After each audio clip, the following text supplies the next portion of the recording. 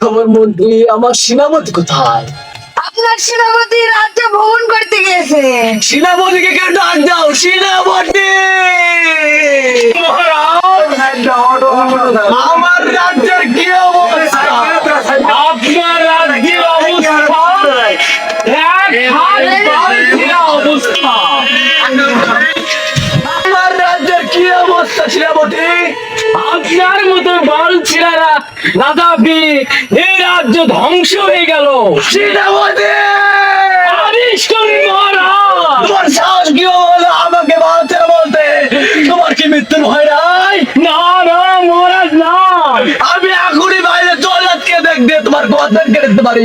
না মহারাজ না, আমার দুটি সন্তান আছে মহারাজ। আমার মারবে না মারবে না সেনাপতিকে কি অবস্থা করেছি?